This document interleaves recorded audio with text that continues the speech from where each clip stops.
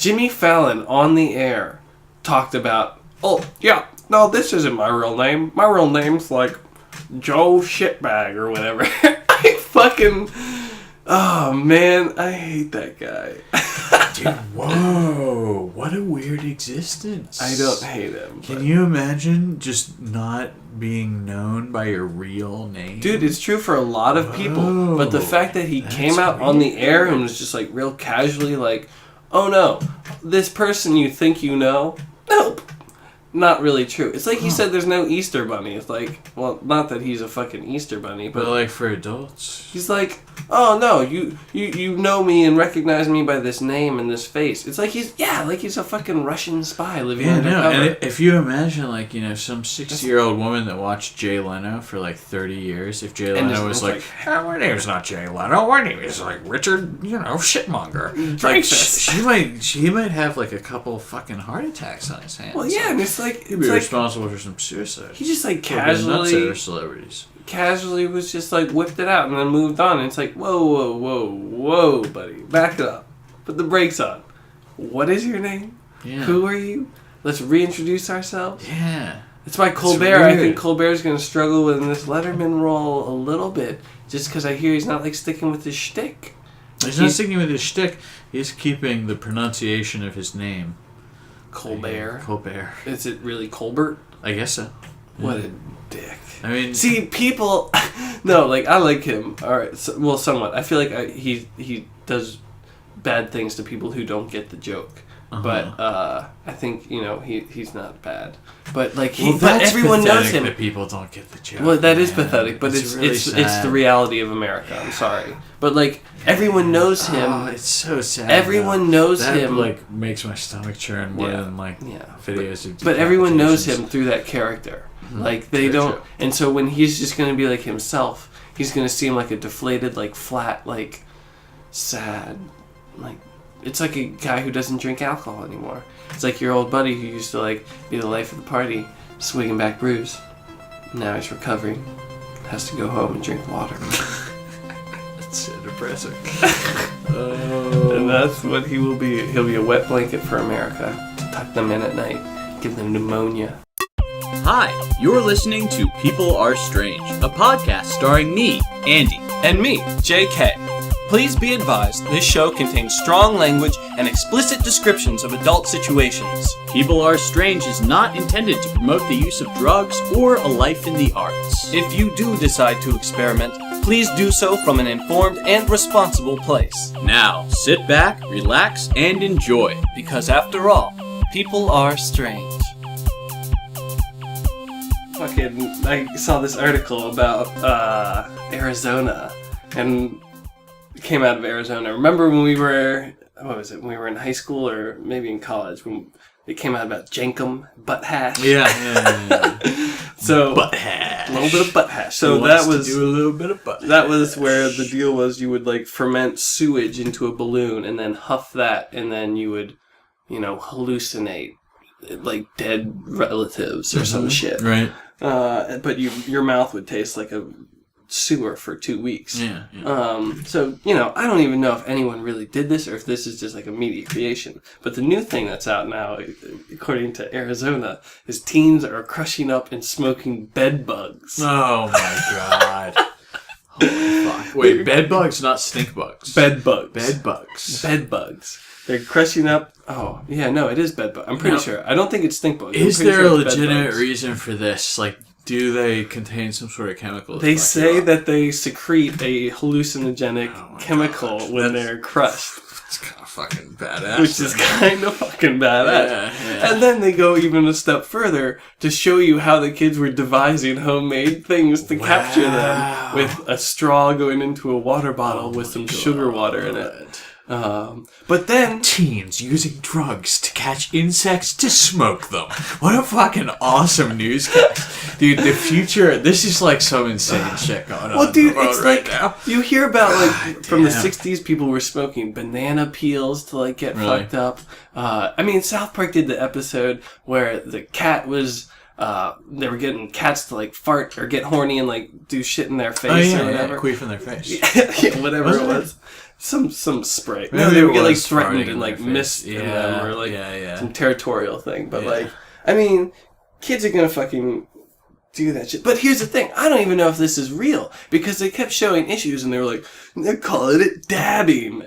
And like, we're showing pictures of like people like smoking like dabs of like THC dabs. Oh yeah. Like, you know, like the goopy THC butter and then you like put it on the anvil. Hash oil. Yeah, hash oil. But so they were like showing pictures of that and like had all these like articles linked to dabbing next to it. And so I'm wondering if it just might be a bunch of like squares in the media who are like just getting confused on shit, and like some guy was like, oh, this guy is smoking this stuff. What is this? And the guy is like, I don't know. It's bed bugs. Crushed up and ground up some bed bugs. It's not pot. It's not THC. It's bed bugs. And now they're all fucking... So the elaborate bed bug trap is actually a dab pipe all along. Oh man, could be some bong that they manufactured. Yeah. Probably what it is. Yeah, could be. No one thought to smell the bed bug trap. They did, they would have realized it was a goddamn bong. But now, regardless, they've gone ahead and provided the blueprints for, you know, teens all across the country to now figure out how to smoke bed bugs for better or for worse. So, you know. So they've now created the epidemic. Yes, absolutely. I wonder if anyone tried Jenkum after seeing that. Someone. Someone in like some fucking backwoods. Which is really sad because it's a lie and it didn't work. So really they just had a horrible experience. or it turned out to be like, you know, they died. Absolutely nothing. Yeah, or they died. God, can you imagine how bad that would be if like nothing happened but you just like inhaled a big fart balloon?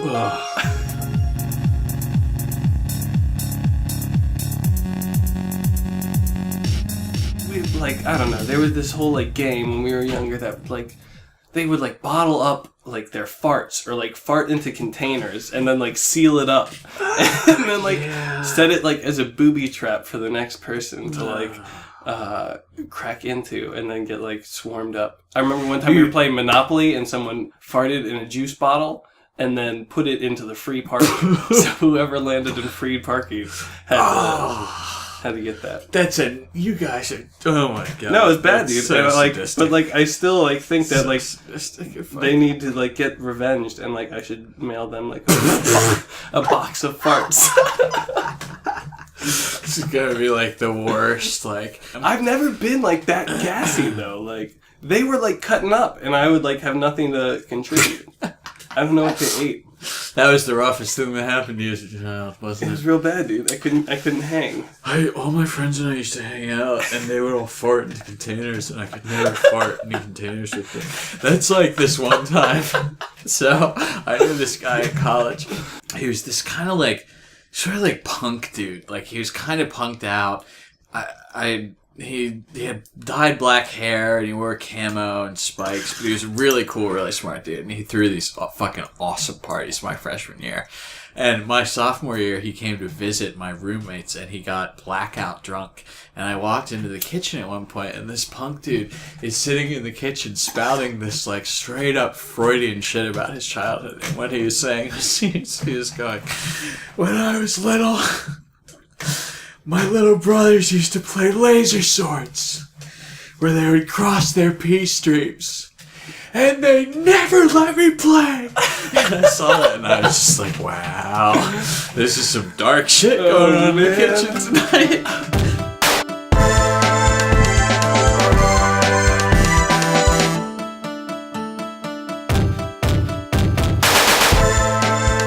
The weirdest place I've ever bought from was when I was in Germany. I was in Berlin, and I just got into this hostel, which was the coolest friggin' hostel. Shouts out the Hostel Aloha if you're in Berlin. Hostel Aloha! Check them out. They're pretty dope. Ever been there? But the first thing I did when I walk in, after like finding where it was, and because like Berlin's a crazy city with like, you know, I was in like the east side, and so there was all this like, you know, still like kind of like bombed out buildings and stuff still standing. And so, go up there, find the place, and I see this girl just sitting in the common room, like breaking up this big nug of weed and rolling a joint right in the middle of the place.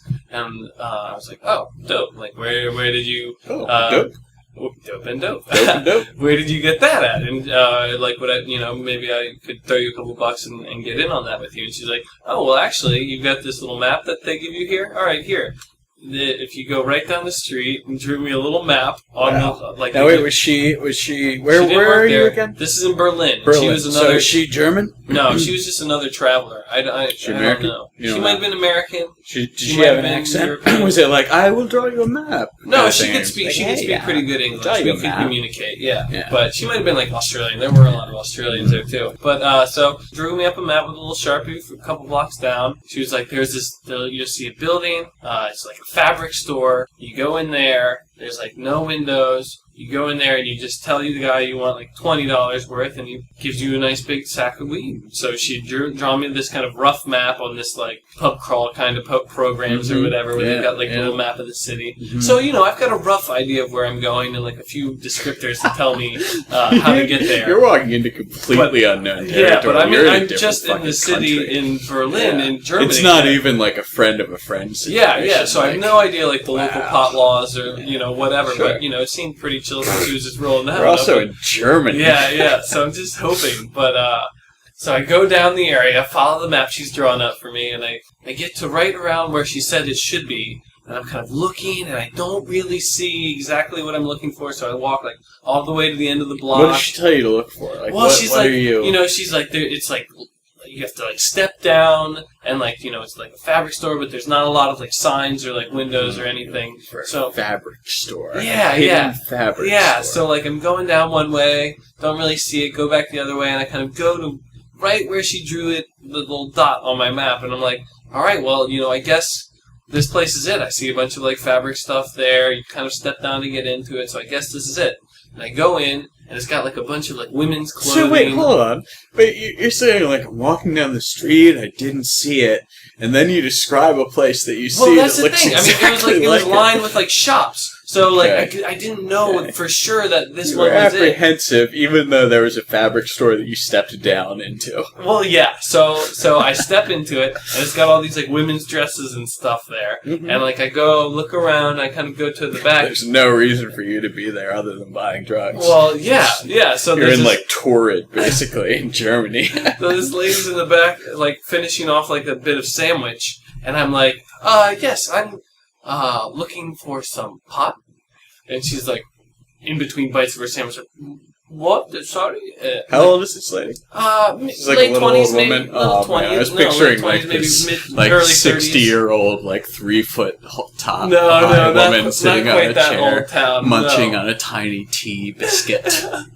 No, not quite that old town, but what is that? It's kind of like a hip, trendy looking. She turns up her hearing aid and says, "Marijuana, yes." Maybe like 40. She might have been like 40. So a bit of an older lady. So I say pot. And she's like, "I'm sorry, what?" And so I was like, marijuana? Like trying to think of the most like international words for greenery that I can. Cannabis. And she goes, next door.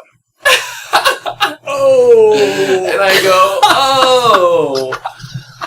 Thank you. And I slowly kind of walk out. That is awesome. I go right over. And so I first, like, am now thinking, like, oh man, I wonder how many times this has happened to her, where, like, someone's been looking for this guy, gone into her shop, and she's had to say, next door. So I go back outside of her store, look next door, and there is just this fucking, like, hole in the sidewalk with like a stairwell and like no windows and like nothing, but you go down into it and there's like rolls and rolls of fabric all over the place. And I see one guy in there already, looks like he's buying some, and then kind of like a middle-aged guy back behind like the counter, and I just hold up, he looks at me and I kind of hold my fingers up for like 20, and he's like, oh, immediately goes in the back, gets a little sack of weed. But it was probably like at least like an eighth, like a fat eighth maybe of something real sticky, like good shit. No, it wasn't that sticky, but it was very like heavy, like indica type stuff. Those like places that run out of legit. And I was like, oh, what, 15? Yeah. He's like, no, 20. So like I bought that, made my way out, and I was like, oh my god, like how many times that woman had to deal with that? But, right. So then I ended up taking that out, and I went and did this pub crawl and rolled up a bunch of joints and I can smoke them there. And then I ended up missing my bus to Amsterdam. and I had to take another one the next day. Because the trains ran slow on Sunday!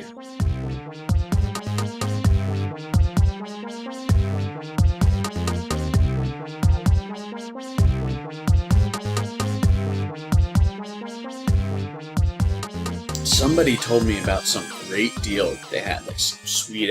Oh yeah, you know, one of those guys like, oh dude, I can get you O's for like $120. You know what I'm saying? Like, no my problem. God, it's like way too good to be true. I think it was somebody I sort of trusted or something, or you know what? I bet I remember who it was. It was a kind of trashy girl from around here, Southern Maryland, that I worked with at a beauty store. She took me to buy weed, I think in D.C.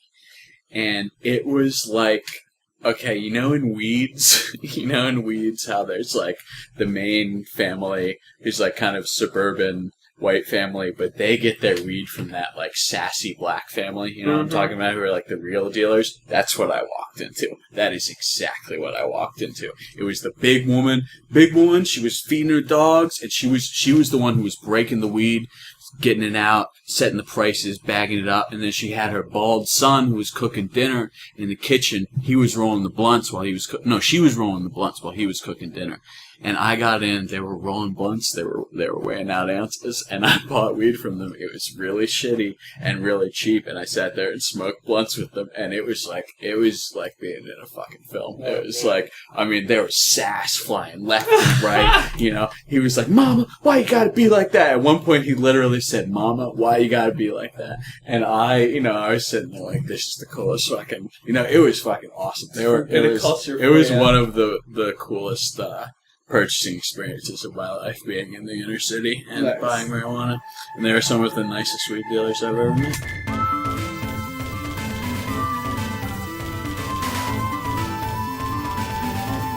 I remember one time where I did get really stoned. It's not the last time, but I remember one time where I thought my friend was like an undercover like narc who like infiltrated our friend group. When we were in college, and we were in up around in Towson. And we were at a party at a friend's house. They had a townhouse in a little backyard area with one of those small little fireplaces. And so we had a fire going, and we were drinking and smoking. There was a bunch of us hanging out there, and I guess we were kind of smoking a lot and drinking a good little bit. Apparently, since you thought your friend was a cop. Not just a cop, but like, oh man, Undercover. So we'll get to it. So like this, helicopter starts like circling around the area because, well, it's kind of a lot of people up there, and you're close to Baltimore. Yeah, things do happen. Exactly. So there was just circling around and going around and getting closer and closer with the spotlight, and then eventually the spotlight lands like right on all of us, and we're like down there, like in this fire, like drinking and hanging out, and like fucking spotlight goes right on us, and we're all just like, oh. It's probably sitting up there like, hey dude, you want to freak these kids out? Yeah, like, dude. check this out, dude. It fucking worked because we packed everything up. We all went inside. What and I was like, dude, D-bag. you know what? What a meatus. I bet this guy. I bet Sherman. No, we'll call him Sherbert. We'll call him Sherbert. I bet Sherbert is a fucking narc guy. I was thinking of the episode in Recess where they had the old guy in with the elementary school kids, and he's like in there shaving and like and then going back out and like talking with them, but he's got his electric razor in the bathroom. And this guy always looked like a little bit older than us, and like kind of showed up kind of out of nowhere. And how long have you known this guy? Well, at that point, maybe like a year. So he's been infiltrating your group for a year. Well, this sounds totally preposterous, but I've read articles where this kind of shit does happen. But like I hadn't read them at the time. I was through your tiny marijuana ring. He's been deep undercover trying to infiltrate a bunch of college kids smoking weed. Oh my god! And like drinking underage. This was the culmination of it when they were finally going to come in and kick down the doors and raid us all. When we were hear all you guys have been smoking pot and drinking alcohol for about a year. Yeah, we're here to get you. Oh my god! And so I totally thought that he was not one of us, and he was he was.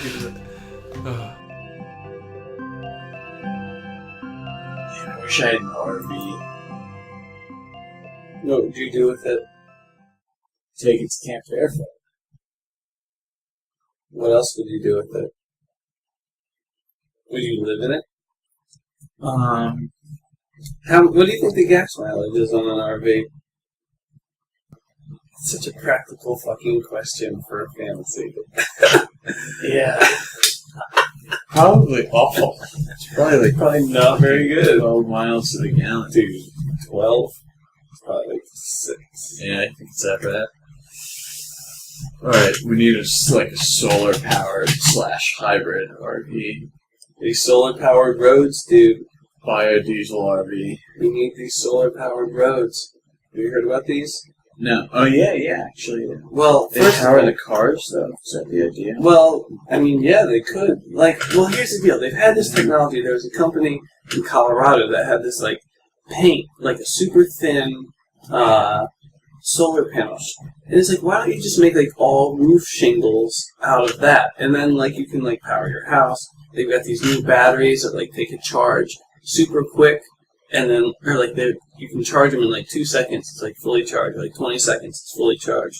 And then it'll last for 8 hours or however long. So you can charge your car battery in the amount of time it would take you to fill up a gas tank. But the only place that was buying this product from a company in the United States was Germany. And the United States wasn't buying it. But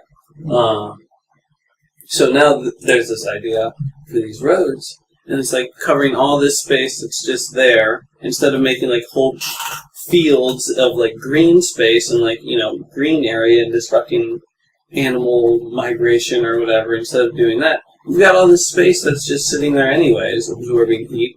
Turn that into something that's converting it into electricity. So they've done a study where they've based on all the roadways and stuff that we have. We'd be able to generate 4 times the amount of electricity that the entire country would need. So we'd have a surplus of electricity.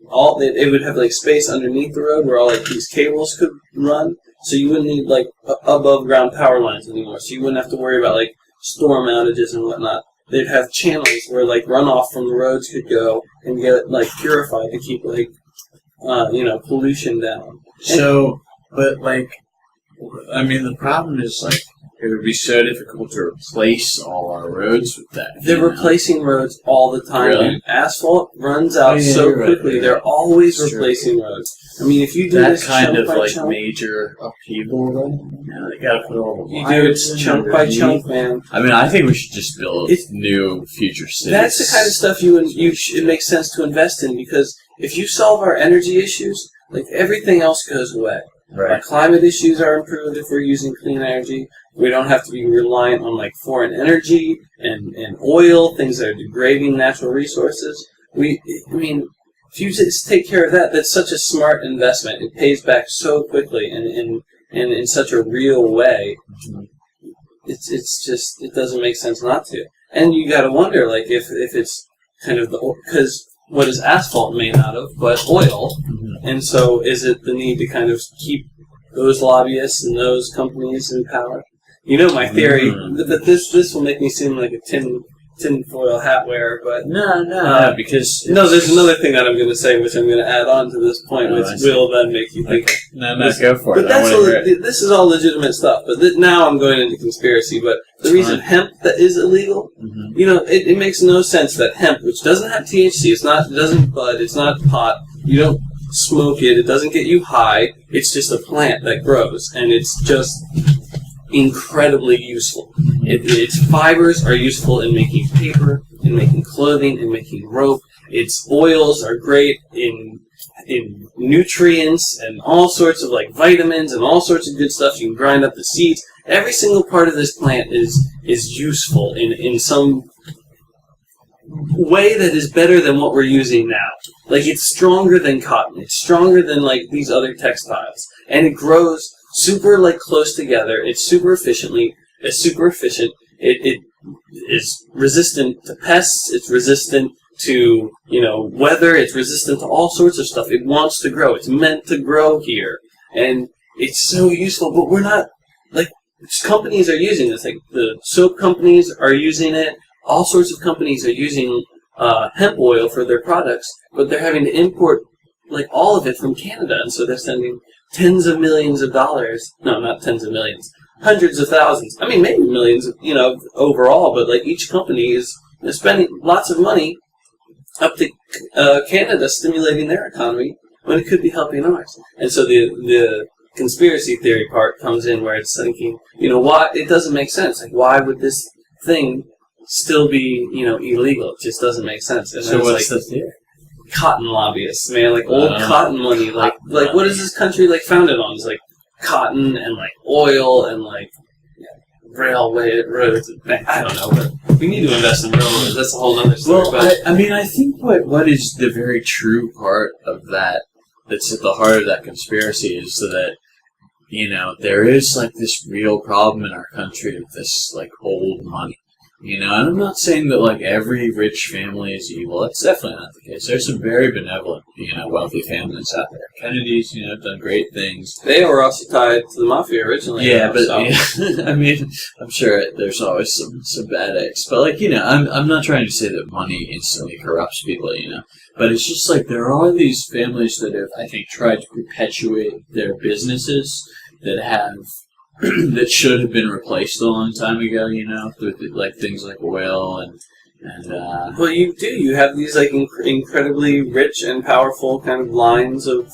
And really, what they want to do is just keep their business running, keep their family safe. But you have to stop thinking about your family as just being the people you're related to, and start thinking about it as being the human race. Yeah, especially when you have a lot of money and power.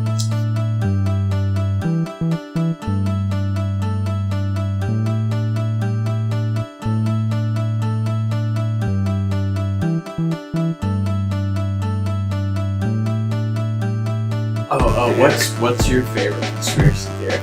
Ridiculous one. No, that's probably it right there. I don't really go much not for... one that you like one that you just think is funny, like the lizard people. I don't know. Or see where that sounds like a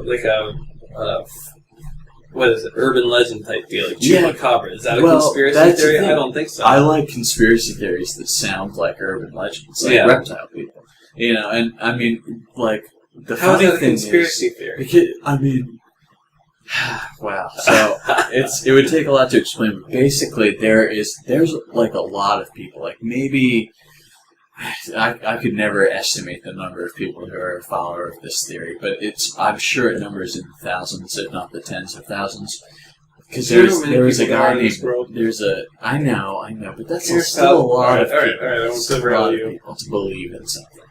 And so the theory is that all of our politicians, the Bushes and the Clintons and all of these old families are actually reptiles, lizard people, and I think they maybe evolved separately from humans and have lived below the earth or something, or they come from space possibly, and they're somehow trying to fuck with us because who is this? The Bushes their and the benefit. Clintons? Well, all of the old families, and if you go on YouTube, people have slowed down old shitty quality VHS tapes where there are glitches, and they'll be you see the second eyelid on George Bush's eye, and it's just this second where the film was overexposed and his eye blinked and looked like it was open at the same time, and shit like that.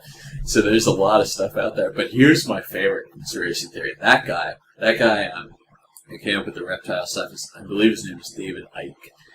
Don't say his name. Don't give him credit for having some ridiculous idea. This is a children's story. He's very well known. This guy has films made about him. Okay, well, you know what? Anyone can come up with ridiculous ideas. Sure. I think David Icke is a mole person. I'm not That's giving what I think credit. he is. He's related to the groundhog in Winnie the Pooh, and he talks with the whistle when he takes out his false teeth. Fair enough. Yeah, I'm not trying to give him credit. I'm talking about these stories as if they're ridiculous, So here's my favorite one. There's a guy who's an offshoot, who's a disciple of his, and he thinks that the reason that we went into Iraq is because Saddam Hussein stole a time machine from the U.S. The U.S. built these time machines, and they used them. Remember when there was all that controversy with the Bush election about, and they had to have the recount? Yeah. He thinks they used the time machines to fix that election, but then Saddam stole one of them. And so the U.S. had to go into Iraq to get their time machine back. How cool is that theory, man? That is the most amazing It's not conspiracy cool, theory dude. ever. That's a child's imagination. It's not even a child's imagination because it's not even that good. A child would imagine something better. It's not Because cool because he peddles it as truth, but that is an amazing idea for a story. Well, it's an idea, but it's a ridiculous idea. It's hilarious. Unbelievable. How good would that be as a South Park episode? Not very. Yes, It could be so much better. The U.S. goes into Iraq to steal Saddam's time machine. That's a great idea for an episode. I mean, maybe. Come on, dude. You know it is. Just because it's a shitty conspiracy. It really is shitty. It really is shitty. Well, these people, they probably made a little bit of money off their theories, but... That's like the same kind of person who like gets people wrapped into pyramid schemes and that kind of shit. Mm-hmm. It's the same kind of scam artist who's just trying to capitalize off people who they think are less intelligent than them or who they've figured out a way to manipulate. It's no less evil than religion. Well, I'm not going to sit here and argue that... Yeah. So that religion is honest, the way that it's conducted. I mean, it's the same thing, right? Yeah. I mean, it's a little different because they're no. priests. I mean, it is really in a way, but but that doesn't help your argument in my eyes because I think religion has, depending. I'm not supporting these people. I'm saying I find them ridiculous, but I find them very entertaining. Yeah, I guess. I guess.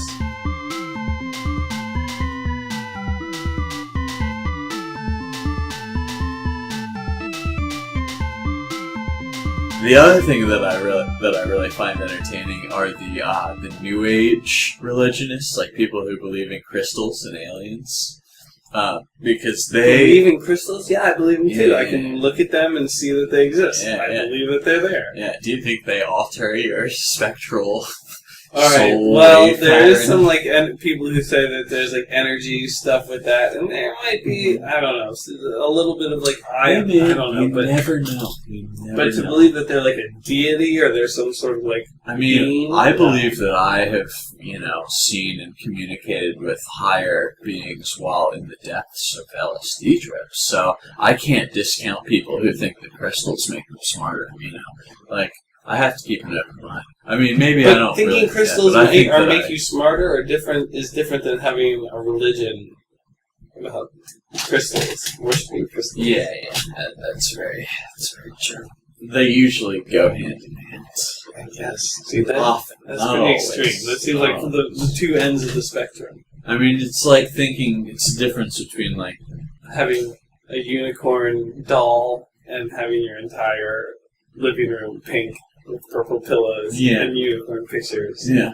And dolls all over. Or having one cross and thinking and that Jesus was a real guy and being an evangelist. I never thought of that. Some people are, a lot of people are very moderate Christians. They go to church on Christmas and Easter and they have a couple of crucifixes. And they think Jesus was a real guy and maybe he was the Son of God, maybe not, And then there's aren't we all supposed to be the sons of God? That's a good point.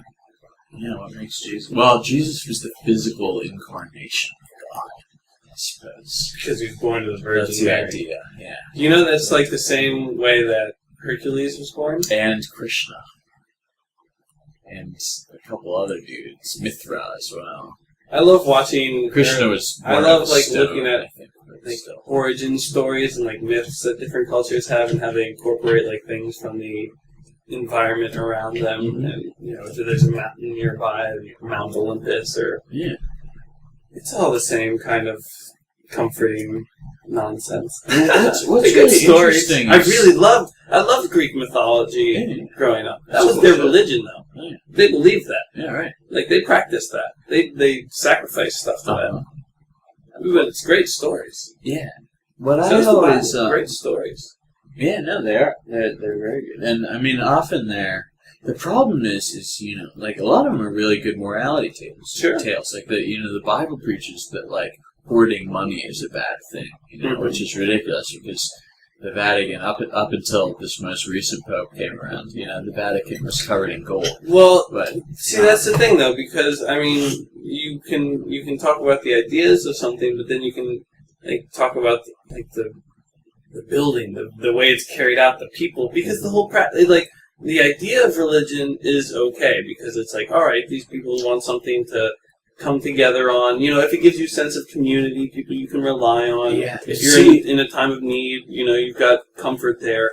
But, I think the community aspect of it is good, but I think the idea of it is unhealthy because you just got these people at the top, and they're just collecting all this money. It's tax free. Wouldn't you want to pay taxes? If you were a religion, wouldn't you want to contribute to the areas that you're a part of to help fund the trash that's being picked up from your place, the roads that are getting people there? Wouldn't you want to pay the policeman and the fireman? Wouldn't you want to be a part of that if you're a part of the community? There's also basically you're saying, you're saying you don't have to pay taxes because you are providing spiritual relief for people. So, I mean, who's to say that psychologists shouldn't have to pay taxes? Yeah. Many of them or teachers. I mean, it's teachers are paying their own salary if they're paying taxes and then collecting from it.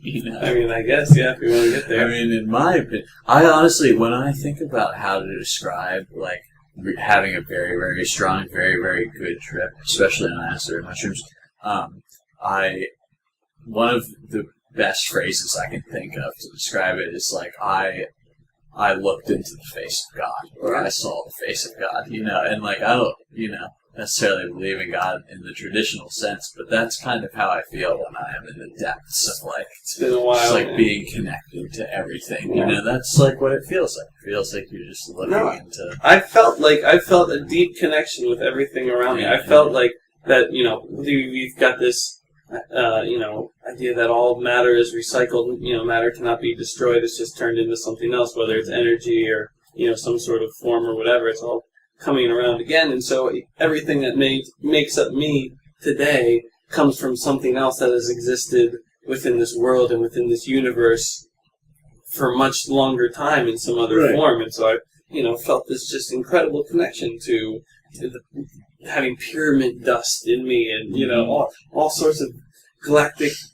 everything. And I just felt this incredible connection. And it can be incredibly refreshing and grounding and nice from time to time. Yep. I haven't done it in a long time, but I'm looking for the right opportunity. But you have to find that right opportunity. It's got to be the right time and the right space with the right people around, and it hasn't presented itself in a while. But yeah, I agree. I need to do that. Thank you for joining us for People Are Strange. If you enjoyed the show, please like us on Facebook. Subscribe to us on YouTube and iTunes.